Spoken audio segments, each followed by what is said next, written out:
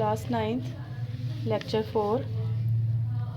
Lecture 1, 2 और 3 में students आप लोगों ने चैप्टर नंबर 12 कदर अयाज की रीडिंग, उसका ऑब्जेक्टिव एक्सरसाइज और क्वेश्चन आंसर्स किए हैं। अब लेक्चर 4 में आप देख रहे होंगे अल्फाज मायनी हैं कदर अयाज के, जो आप कॉपी पे करते हो, रिटर्न वर्क होता है ये आपका। अब आपके सामने ये मैंने एक रखी है कॉपी, आप इसका स्क्रीनशॉट ले लें और चाहे मैं बोल के आपको करवा देती हूँ और आप इनको नोट करते जाएं साथ साथ कॉपी पे और फिर इनको याद करें। कर्नल नंबर 1 है अल्फाज मायनी में। नंबर 1 पहला मायनी है कर्नल, फ़ौजी ओहदा। नंबर 2 इम्तियाज़, फ़र्क या हैसियत। नंबर 3 बैर, बूढ़े बैरों लफ्ज़ आया था बुक के अंदर, उसमें से बैर का मतलब है बड़े बूढ़े। नंबर 4 कमो बेश, अंदाज़न तकरीबन। नंबर 5 कसाम अज़ल, मखलूक की किस्मतें मुअय्यन करने वाला, मुराद अल्लाह ताला। नंबर 6 जा बजा, हर जगह। नंबर 7 तेवर, अंदाज।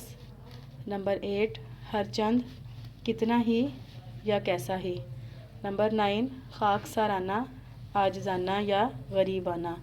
नंबर 10 कबाड़िया, पुरानी चीज़ों की ख़रीदो फ़रोख्त करने वाला। कबाड़िया का मायनी है पुरानी चीज़ों की ख़रीदो फ़रोख्त करने वाला।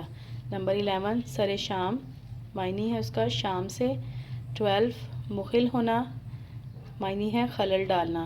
13 पे है तवाज़ो, तवाज़ो का मतलब खातर मदारत। नंबर 14 उन्स का मायनी प्यार मोहब्बत। 15 के ऊपर है खिलाफ़ मामूल, रोज़मर्रा से हटकर। 16 वजह गिरानी, नाराज़ी की वजह। 17 शान नज़ूल, नाजिल होने की वजह। 18 तरफ़ैन, दोनों तरफ। 19 पे है खफीफ, हल्का। 20 पे है नंबर 20 हुदूद अरबा, महल वकू। 21 कबाहत, बुराई। 22 बलागत, समझ या शऊर। 23 पतलून पोश, मायनी है पेंट पहनने वाला। 24 खाल खाल, बहुत कम। 25 बस तज़ीम, एहतराम के साथ। 26 मुवाफ़िक, लाइक या मुताबिक। 27 चौपाल, देहात की बैठक जहाँ सब सलाह मशवरे करते हैं। 28 आतिशदान, आग की अंगीठी। 29 मुसाफ़ा, मुसाफ़ा का मायनी हाथ मिलाना। 30 नामौलूद, मायनी है जो अभी पैदा नहीं हुआ। 31 इश्तियाक, जिसका मायनी है शौक़। 32 भुट्टा, सिटा। 33 नवैयत, किस्म या खुसूसियत।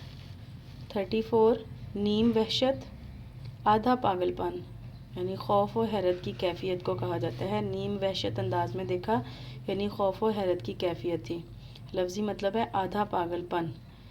35 अनाड़ी, ना तजर्बेकार। 36 वर्ड है मबहूत, मायनी है उसका साकत, हैरान। 37 मीनिंग नंबर 37 लास्ट है नम, भीगी हुई।